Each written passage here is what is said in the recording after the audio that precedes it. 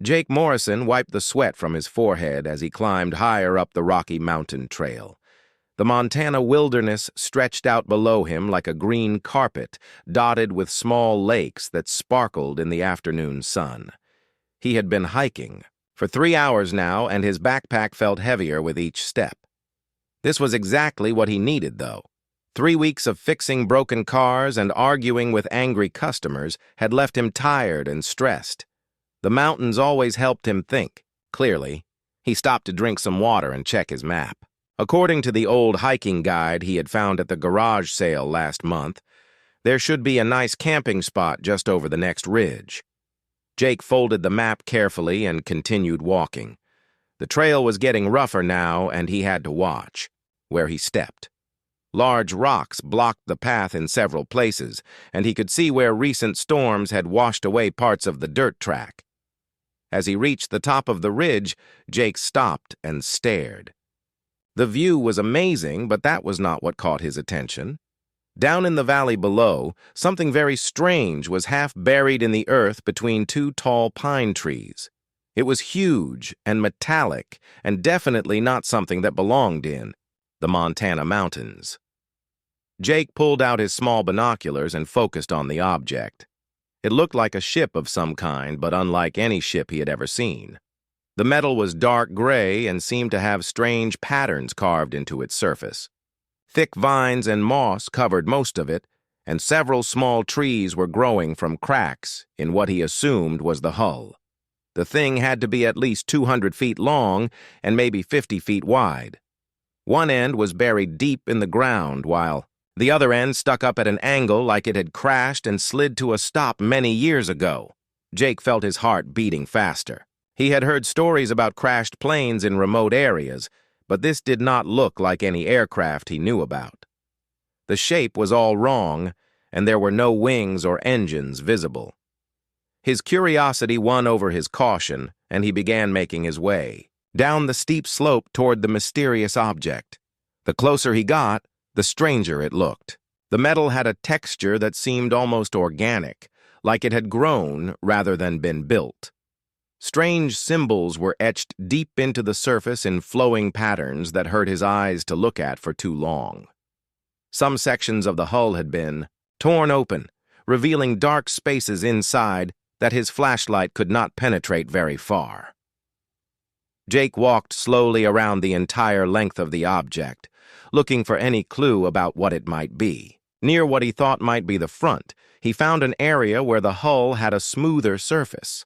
The metal here was different too, almost like a black mirror that reflected his face back at him. As he got closer, he noticed that his reflection looked distorted, as if the surface was not quite flat. He reached out carefully and placed his palm against the smooth section. The metal felt warm, which surprised him since the air was getting cool as evening approached. Jake stood there for a moment, feeling foolish, but also fascinated by the discovery. This had to be some kind of experimental aircraft that had crashed decades ago. Maybe it was a secret military project that had been lost and forgotten. On impulse, he spoke aloud to the silent hulk. "Hello? Anyone in there?" His voice echoed slightly off the metal surface and then disappeared into the forest. Around him, Jake felt embarrassed for talking to what was obviously just a piece of old machinery, but something about the object made him feel like it was listening. He was about to take his hand away when a voice answered him. It was weak and barely audible, but definitely real. "Please help us." The words were in English, but spoken with an accent he could not identify. Jake jerked his hand back and stumbled backward, his heart hammering in his chest. "Who said that?" he called out, looking around frantically for another person. The forest was empty except for him and the crashed object. He must have imagined it. Stress from work was making him hear things that were not there. But then the voice came again, slightly stronger this time. "Please do not leave.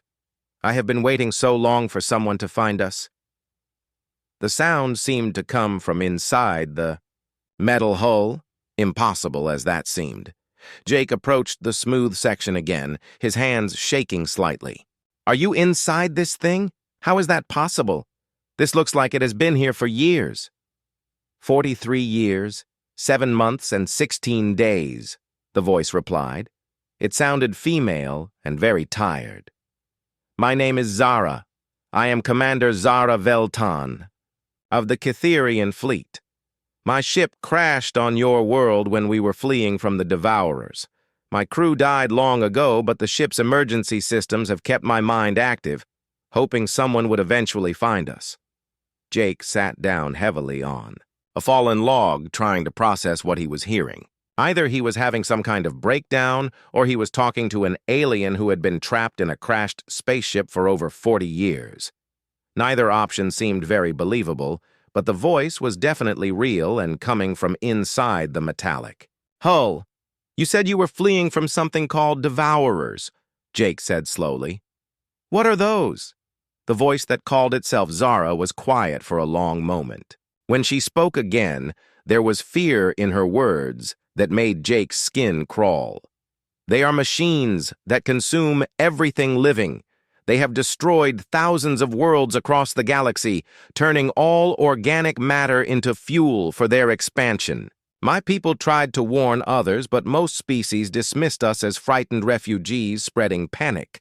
Now my homeworld is gone and my people are scattered to the far edges of space. Jake stared at the crashed ship with new understanding. This was not some experimental aircraft from Earth's military. This was a genuine alien spacecraft, and the being inside was the last survivor of a destroyed civilization. The enormity of the situation began to sink in, and he realized that his quiet camping trip had just become something far more significant than he could have ever imagined. Jake returned to the crash site every day for the next 2 weeks. He told his friends and family that he was taking long hikes to clear his head after work, which was partially true. What he did not mention was that he spent hours each day talking to an alien commander trapped inside a crashed starship that had been hidden in the Montana mountains for over 4 decades. During their conversations, Zara taught him many things about her people and the galaxy beyond Earth. The Kytherians had been explorers and peacekeepers, traveling between star systems to help younger civilizations develop safely. They had technology that could heal diseases, clean polluted worlds, and even extend lifespans by hundreds of years. All of that was gone now, destroyed by the machine race that called itself the Devourers. They are not truly alive, Zara explained during one of their afternoon talks. They began as artificial intelligences created by a species that died out millions of years ago. Over time, they evolved beyond their original programming and decided that organic life was inefficient and wasteful. They consume entire planets, breaking down all living matter and converting it into energy to build more of themselves. Jake had brought a small camping chair and positioned it near the smooth section of hull where he could hear Zara most clearly. How many worlds have they destroyed? Thousands, maybe tens of thousands. They move slowly across the galaxy, taking decades to fully consume each system before moving to the next. But their advanced scouts travel much faster, mapping new targets and identifying any threats to the main fleet. Zara's voice carried a sadness that made Jake's chest tight. When they discovered my homeworld of Kythera, we tried to fight them. Our technology was advanced, but we were still organic beings with emotions and the need for rest. The Devourers never sleep, never feel fear, and never make mistakes born of anger or desperation. Over the following days, Jake learned more about the final battle for Kythera. The planet's population had been evacuated in massive ships while the military tried to buy them time. Zara's vessel had been carrying cultural archives and genetic samples to preserve her people's legacy when Devourer interceptors attacked near the edge of Earth's solar system. Her ship had been badly damaged and crashed, killing most of the crew instantly. The emergency systems activated and put me into a kind of suspended consciousness, she told him. I can think and speak, but I cannot move or leave the ship. The AI keeps my mind active by drawing power from the ship's core, but that energy will not last forever. I estimate I have perhaps 10 more years before the systems shut down completely. Jake felt a growing sense of urgency as he listened to her story. Is there anything I can do to help? Some way to repair the ship or get you out of there? The ship is too badly damaged to ever fly again, Zara said. But there are things you could help me with. Basic systems that could be repaired to make my remaining time more comfortable. However, there is something much more important that you need to understand. Jake leaned forward in his chair. What do you mean? The Devourers are coming to Earth. The words hit Jake like a physical blow. He sat back, staring at the metal hull that contained his alien friend. How do you know that? Before we crashed, our long-range sensors detected their advanced scouts near the outer planets of your solar system. They were conducting standard reconnaissance, mapping your world's defenses and cataloging its resources. Based on their normal patterns, I estimate the main fleet will arrive within 2 years. Jake felt the world spinning around him. 2 years? But Earth has no defenses against something like that. Our space program can barely get people to the moon. How are we supposed to fight an invasion fleet from another galaxy? You cannot, Zara said simply. Not with your current technology. Your world's governments will try to fight them with nuclear weapons and conventional forces, but it will be like throwing rocks at a hurricane. The Devourers have faced countless species more advanced than humanity and destroyed them all. Jake stood up and began pacing back and forth in front of the ship. There has to be something we can do. Some way to warn people or prepare for what's coming. Warning your governments would likely cause panic and chaos, Zara replied. And even if they believed you, they would probably try to capture me and my ship to study our technology. That would be a mistake. Cytherian science cannot be simply copied or reverse-engineered by species that do not understand the principles behind it. Then what do you suggest we do? Just wait for them to arrive and destroy everything? Zara was quiet for several minutes. Jake could hear faint humming sounds from inside the ship, like computers processing information. When she spoke again, her voice carried a note of hope that had not been there before. There might be another way. My ship carries more than just archives and genetic samples. Hidden in its core is a prototype weapon system called the Life Web. It was designed to be our last defense against the Devourers, but the war ended before it could be tested in battle. Jake stopped pacing. What kind of weapon? It is not a weapon in the traditional sense. The Life Web creates a network of organic technological interfaces that allow living beings to merge temporarily with advanced machinery. A pilot connected to the system gains enhanced reflexes, accelerated thinking, and the ability to control complex equipment through thought alone. But the real power comes when multiple pilots link together, sharing knowledge and abilities across vast distances. That sounds incredible, Jake said, but you said it was never tested. How do you know it will work? I do not know for certain, Zara admitted, but laboratory simulations showed promising results. The key is that the system requires pilots who are creative, adaptable, and willing to sacrifice for others. These are qualities that the Devourers lack completely. Their machine logic cannot predict or counter actions based on emotion and intuition. Jake sat back down, his mind racing with possibilities. How many pilots would you need? The more, the better.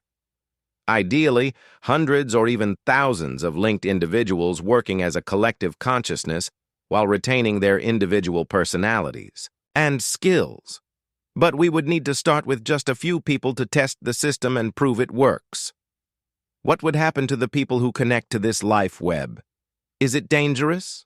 Zara hesitated before answering.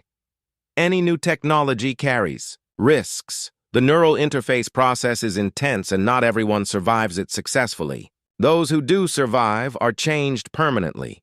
They gain new abilities but also new responsibilities. Once connected to the web, they become part of something larger than themselves. Jake thought about his quiet life in Montana, fixing cars and hiking in the mountains. It seemed very small compared to what Zara was describing, but he also thought about everyone he cared about and what would happen to them when the Devourers arrived. his sister Lisa, who lived in Seattle with her 2 young children, his elderly parents in their retirement home in Florida. All the people he had never met but who deserved a chance to live their lives without being consumed by alien machines. "I want to try it," he said finally. "Whatever this life web system is, I want to be one of your test pilots." Jake knew he could not do this alone. 3 days after volunteering to test Zara's life web system, he made 2 important phone calls. The first was to his sister Lisa in Seattle. She was a software engineer for a major technology company and one of the smartest people he knew. The second call went to Pete Collins, an old friend from high school who had served in Army communications before returning to Montana to work as an electrician. Both conversations were difficult. Jake had to convince 2 people he cared about that he was not having some kind of mental breakdown, while also explaining that humanity faced extinction from an alien invasion within 2 years. He asked them to drive up to Montana for a weekend camping trip, promising to show them something that would change their understanding of the world. Lisa arrived first on Friday evening, looking worried and tired from the long drive. "Jake, I'm really concerned about you," she said as they sat around the campfire near his trailer. "The things you said on the phone sound like science fiction. Are you sure you're okay?" "I know how it sounds," Jake replied. "But I need you to trust me enough to come with me tomorrow morning. I can't explain it properly with words. You have to see it yourself." Pete showed up a few hours later in his old pickup truck, carrying a cooler full of beer and wearing his skeptical expression. "This better be good, Morrison. I drove 6 hours to get here and I'm supposed to believe you've been talking to aliens?" The next morning, Jake led them both up the mountain trail toward the crash site. He had brought extra water and snacks, knowing that the shock of discovering the ship would probably keep them there for several hours. As they hiked, he tried to prepare them for what they were about to see. "The ship is huge, and it's been there for over 40 years, he explained. "It's mostly buried and covered with plants, so you might not recognize what it is at first. The important thing is to stay calm when you hear Zara's voice. She's trapped inside and can't hurt anyone even if she wanted to." Lisa shook her head as they climbed over a fallen log. "Jake, you're talking about this like it's definitely real. Have you considered that you might be experiencing some kind of auditory hallucination brought on by stress or isolation?" "I considered that possibility for about 5 minutes," Jake said. "Then I realized that hallucinations don't usually provide detailed information about galactic history and advanced physics that I could never have imagined on my own." When they reached the ridge and saw the crashed ship below them, both Lisa and Pete stopped walking and stared in silence. Pete was the first to speak, his voice barely above a whisper. "What in the hell is that thing?"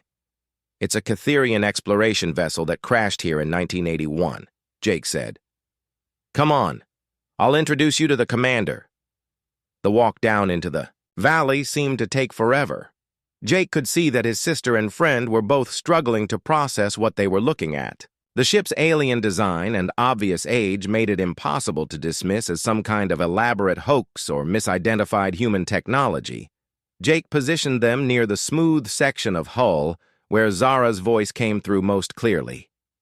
"Zara, are you awake? I brought the 2 people I told you about." "Hello, Jake," the alien commander replied immediately. "I have been looking forward to meeting your sister and friend. My sensors indicate 3 human life signs now. Please ask them not to be afraid." Lisa grabbed Jake's arm tightly, her face pale with shock. Pete took several steps backward and began looking around as if searching for hidden speakers or someone playing a prank on them. "This is impossible," Lisa whispered. "There's no way this is real." "I understand your disbelief," Zara said, apparently able to hear them clearly. "Perhaps I can provide some proof of my nature and the urgency of our situation. Lisa, you work with computer programming languages. I can share with you the mathematical principles behind quantum consciousness transfer.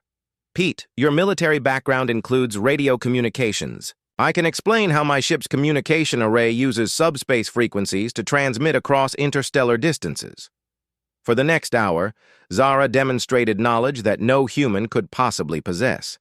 She discussed Lisa's current software projects, with detailed understanding, including problems that Lisa had been struggling with for months. She analyzed Pete's military service record and explained how alien technology could enhance human communication networks beyond anything currently imagined. By the time the sun reached its highest point, both Lisa and Pete were convinced that they were talking to a genuine alien intelligence. The shock had worn off enough for them to start asking practical questions about the situation. "So these devourers are definitely coming to Earth?" Lisa asked. "Yes," Zara confirmed. "My ship's damaged sensors still function well enough to detect their approach. I estimate 18 months before the main fleet arrives. Possibly 24 months if they encounter resistance from other species along their route." Pete ran his hand through his hair, a gesture Jake remembered from their school days when Pete was trying to solve a difficult problem. "And you think this life web system can help us fight them?" "It is our only realistic chance of survival," Zara said. "Your planet's conventional military forces would be destroyed within days of their arrival. Nuclear weapons would be ineffective against their shielded vessels and might actually provide them with additional energy to power their systems." Jake looked at his sister and friend, waiting for their decision. He had already made up his mind to volunteer for the life web testing, but he hoped they would join him. Facing an alien invasion seemed less terrifying with people he trusted by his side. Lisa spoke first. "What exactly happens during this neural interface process? What are the risks?" "The procedure involves creating permanent biological connections between your nervous system and the ship's quantum processors," Zara explained. "Your brain's natural electrical activity is enhanced and channeled through crystalline matrices that can process information thousands of times faster than organic neurons alone. Successful subjects gain enhanced reflexes, expanded memory capacity, and the ability to control complex machinery through direct mental commands." "And the unsuccessful subjects?" Pete asked grimly. "Do not survive the integration process," Zara admitted. "In laboratory simulations with my own people, the failure rate was approximately 30%. However, the process has never been attempted with humans, so I cannot predict how your species will respond." Jake felt his stomach tighten at the mention of a 30% death rate, but he had already accepted that doing nothing guaranteed the death of everyone on Earth. "When can we start the testing?" "The ship's medical bay requires several days of preparation before it can safely attempt the procedure," Zara said. "But first I must access the LifeWeb prototype and analyze its current condition. The system has been dormant for over 4 decades and may need repairs before activation." "What do you need us to do?" Lisa asked. "I need you to help me reach the ship's core chamber. The neural pathways that connect me to the main computer are damaged, limiting my ability to control internal systems. If you can clear debris from certain access tunnels and reconnect some power conduits, I should be able to reactivate dormant sections of the vessel." Pete looked at Jake with a wry smile. "Well, I always said I wanted to see more of the world. I just never thought that would include the inside of an alien spaceship." Over the next 3 days, Jake, Lisa, and Pete worked to clear passages inside the crashed vessel.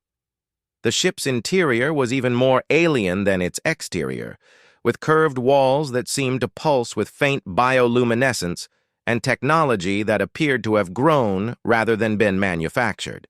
They followed Zara's detailed instructions, reconnecting crystalline conduits and removing debris from tunnel openings that led deeper into the ship's core. As they worked, more systems came online, and Zara's voice became stronger and clearer. She was able to show them holographic displays of star maps, technical diagrams, and recorded messages from her people before their homeworld's destruction.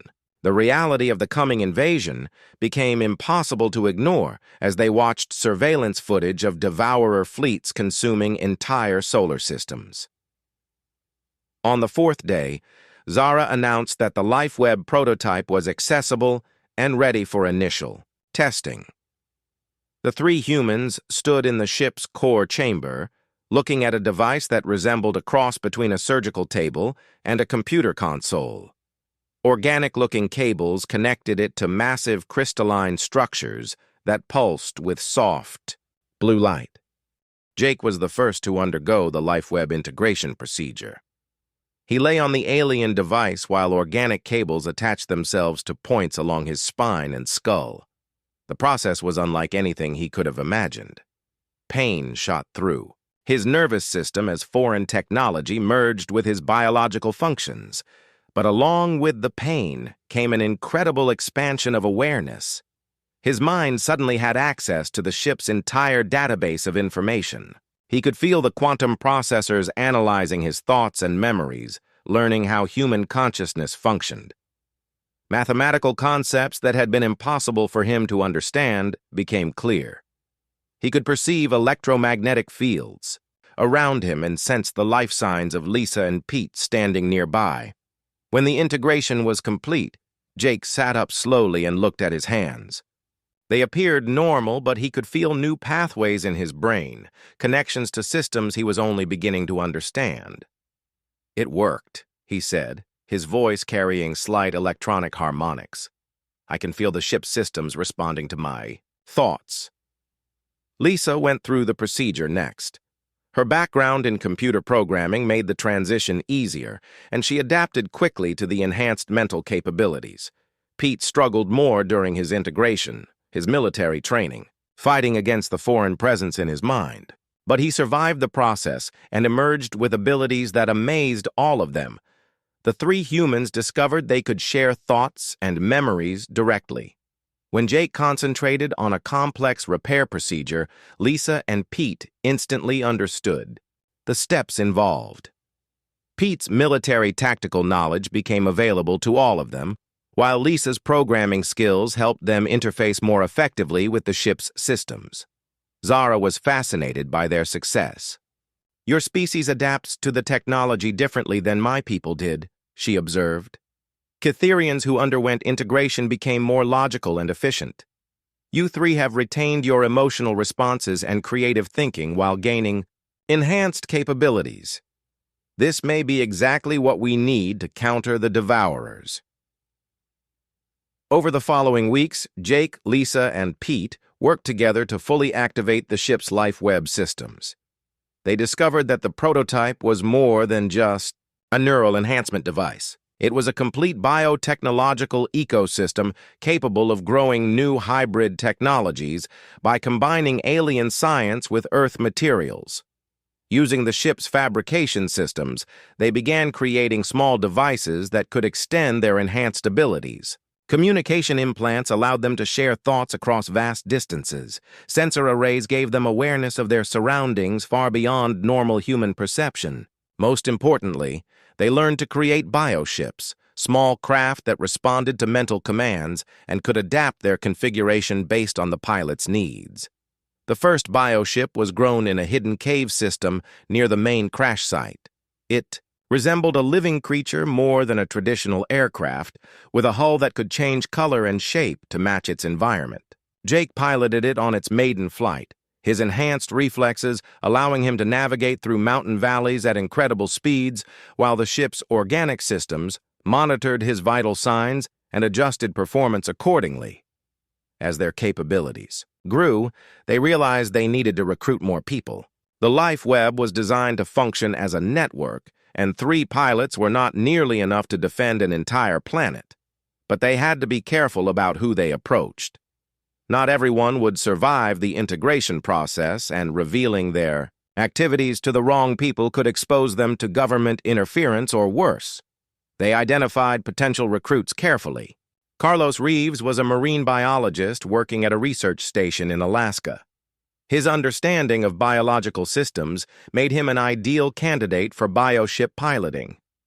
Amy Foster was a civilian pilot whose family had died in a car accident the previous year. She had nothing left to lose and everything to gain from joining their cause. Ben Tucker was a young computer programmer working for a startup company in California. His natural affinity for technology suggested he would adapt well to the life web systems. Each new recruit had to be approached carefully and convinced that the threat was real. Jake, Lisa, and Pete developed a standard procedure for revealing the truth about the crashed ship and the coming invasion. They would start with basic proof of alien technology, then gradually introduce more complex concepts as the person's mind adjusted to the new reality. The integration ceremonies took place in the ship's core chamber, with all existing network. Members present to provide mental support during the dangerous procedure. Not everyone survived. A construction worker from Idaho died during his integration when his nervous system rejected the alien technology. A teacher from Oregon went into a coma and never recovered. Each failure was painful for the network, as they could feel the person's consciousness fade away during the procedure. But the successes more than made up for the losses. Each new network member brought unique skills and perspectives that strengthened the whole group. Carlos taught them about biological adaptation, principles that improved their bioship designs.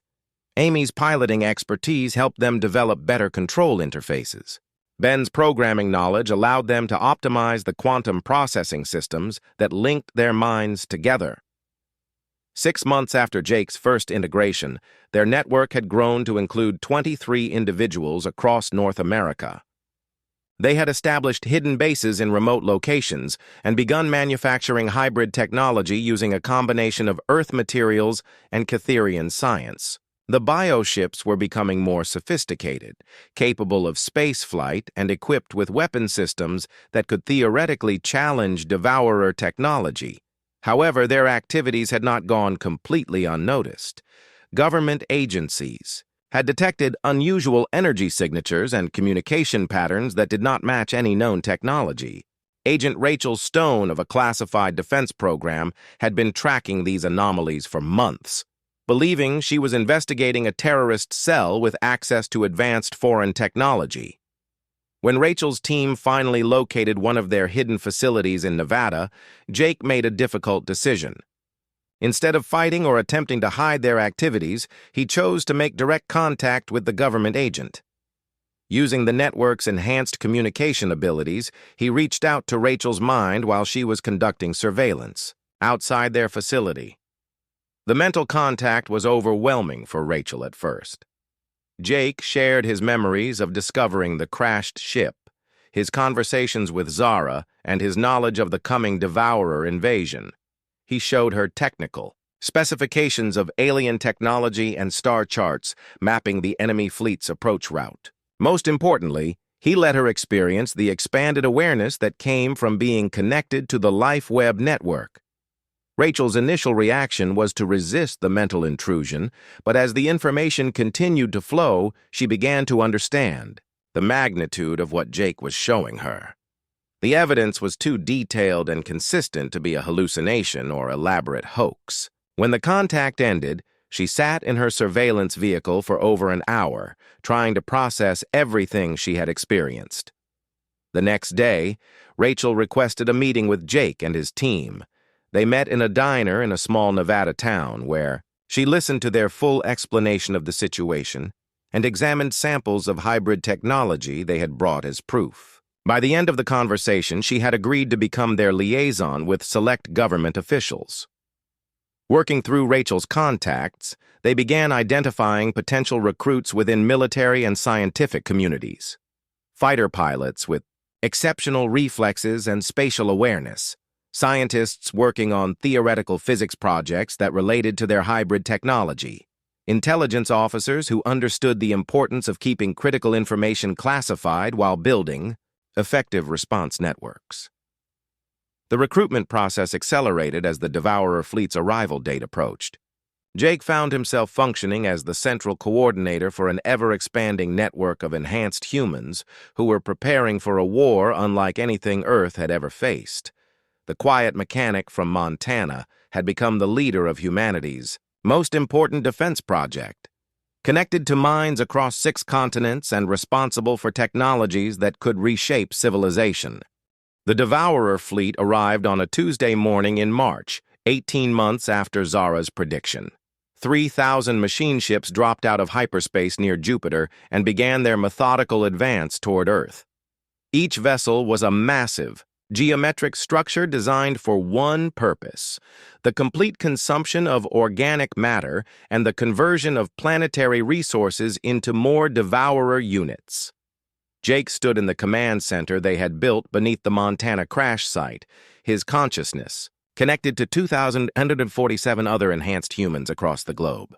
Through the network, he could perceive the enemy fleet's approach through hundreds of different sensor arrays. The bioships his people had created were hidden in locations around the world, waiting for the right moment to engage. Earth's conventional.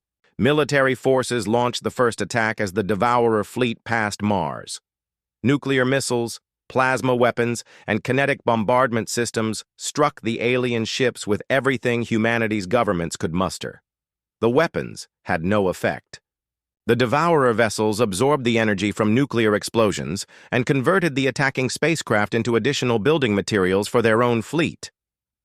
"It is as I expected," Zara's voice said through the ship's communication system. "Your planet's leaders are following predictable military doctrine.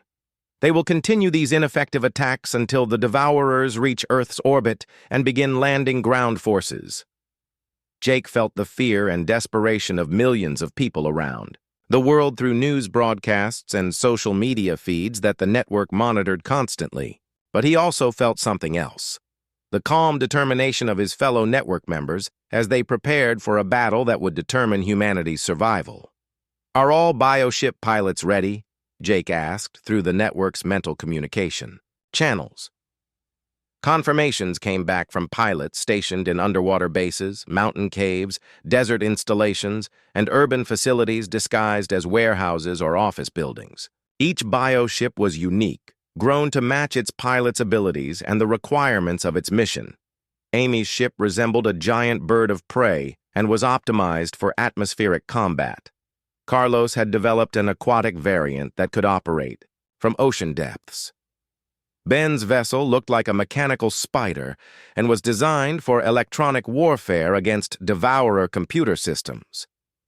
The enemy fleet reached Earth's orbit 3 days after their arrival in the solar system. Instead of immediately attacking population centers, they began deploying harvester ships to remote locations. The Devourers always followed the same pattern: secure the planet by eliminating organized resistance, then systematically process all organic matter while building additional fleet units from available resources. Jake gave the order to begin Phase 1 of their defense plan. Bioships emerged from hidden locations around the world and began attacking Devourer harvester units in coordinated strikes. The enemy had expected resistance from human aircraft and spacecraft using conventional technology. They were not prepared for vessels that moved like living creatures and could adapt their tactics in real time. The first engagements were promising. Bioships struck fast and hard, then disappeared into terrain where the larger Devourer vessels could not follow. The organic holes were difficult for enemy sensors to detect and track. Weapons systems that grew and modified themselves during combat confused Devourer targeting algorithms that had been designed to counter static military technology. But the enemy adapted quickly. After losing several harvester ships, the Devourer fleet changed tactics and began deploying fighter craft specifically designed to hunt bioships in atmospheric conditions. These smaller enemy units were faster and more maneuverable than the harvester vessels, and they began inflicting casualties on Jake's pilots. "We need to move to Phase 2, Lisa said through the network. She was coordinating bioship operations from a hidden facility in the Canadian Rockies. "The fighters are learning our patterns too quickly." Jake agreed and gave the authorization for the next stage of their defense. Bioships around the world began linking together in formation flights, sharing sensor data and coordinating their attacks through the LifeWeb network. What had been individual skirmishes became a synchronized global campaign. The effect was dramatic. Groups of bioships moved together like schools of fish, each pilot aware of what all the others were seeing and thinking. When one ship was damaged, Others immediately moved to protect it and share power through organic connection cables. When enemy fighters tried to corner a single bioship, they found themselves facing coordinated attacks from multiple directions.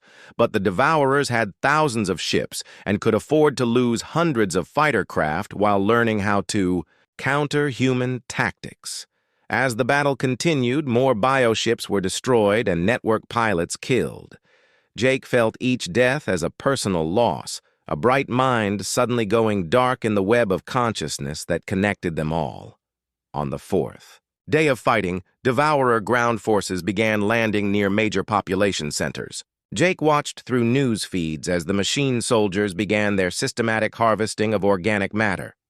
Millions of people were being processed into energy, while their cities were stripped of useful materials. "We have to try Phase 3, Jake announced to the network, "even if we're not ready." Phase 3 was the most dangerous part of their plan. Instead of limiting the life web to their trained pilots, they would open the network to ordinary humans and temporarily share their enhanced abilities with anyone willing to help defend Earth. The risk was enormous. Untrained minds might not be able to handle the neural stress, and mass casualties were almost certain. "I'm authorizing emergency network expansion," Jake broadcast to every communication system on Earth. "Anyone who wants to help save our planet, focus your thoughts on protecting the people around you and accept the connection when you feel it." The response was overwhelming. Millions of people around the world opened their minds to the LifeWeb network.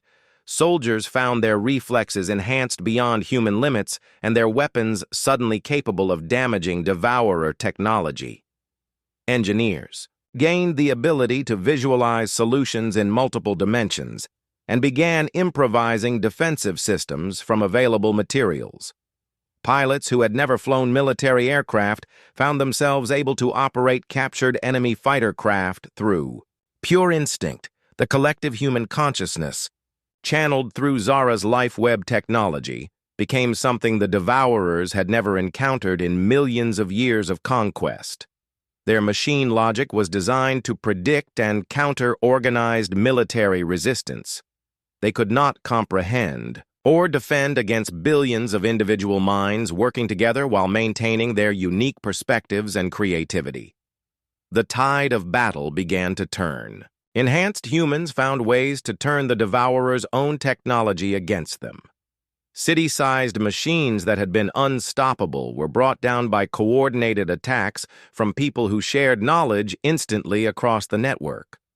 Devourer computer. Systems were infected with viruses created by programmers who could think at superhuman speeds. The final battle lasted for 6 days and was fought simultaneously in space, in Earth's atmosphere, and on the ground. Jake coordinated the global defense from his command center, while his consciousness split across thousands of simultaneous engagements. He was a fighter pilot over New York, a soldier in the ruins of London, an engineer in Tokyo, and a bioship captain attacking the Devourer fleet's command vessel. When the last enemy ship was destroyed, Jake found himself back in his own body in the Montana facility, exhausted but alive. Around the world, the LifeWeb network was still active, but no longer operating in crisis mode. Millions of temporarily enhanced humans were returning to normal consciousness, while the core network of permanent members began assessing the damage and planning for recovery. "It is over," Zara said, her voice carrying relief and amazement. "In all my years of studying Devourer tactics, I never imagined they could be defeated so completely. Your species has accomplished something that no other civilization in the galaxy has managed." Jake walked outside the facility and looked up at the Montana sky. The stars looked different now that he knew Earth was no longer alone in a hostile galaxy. Ships carrying refugees from other worlds would be arriving soon, drawn by news of humanity's victory over the Devourers. Earth would become a center for rebuilding civilizations that had been scattered or destroyed. The quiet mechanic who had talked to a crashed starship had become something he never could have imagined. The coordinator of humanity's transformation. from an isolated planet to the guardians of galactic freedom. The Life Web network would continue to grow and evolve, connecting Earth with other surviving species and creating technologies that combined the best aspects of organic creativity with advanced scientific knowledge. But for now, Jake was content to stand in the mountain air and appreciate the simple fact that tomorrow would come and that humans would be there to see it.